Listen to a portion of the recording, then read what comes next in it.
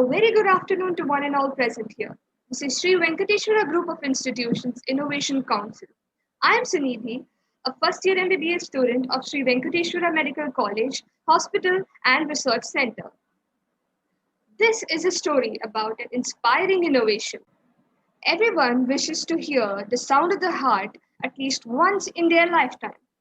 It is possible in the health profession.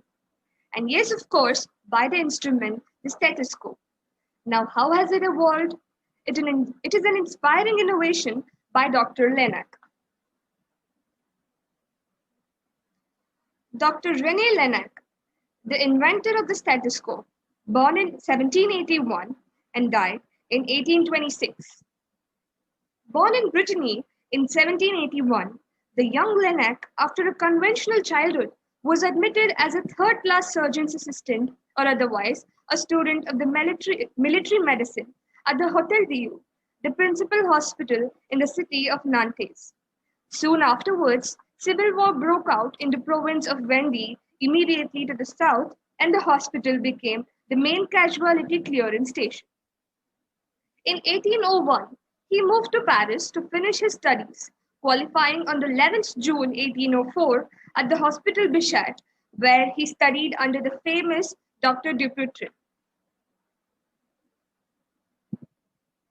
In November 1816, he was crossing the courtyard of the Louvre on his way to see a young patient.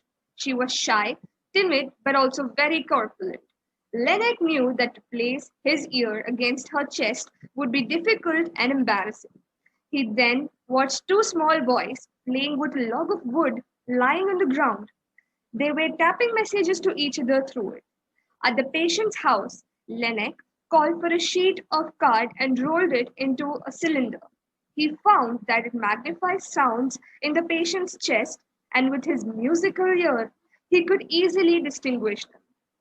On his return to the hospital, he instructed his 9 students to make up similar paper cylinders. Later, they had some more turned out of walnut of rootwood. They called it a stethoscope, from the Greek meaning "I hear at a distance."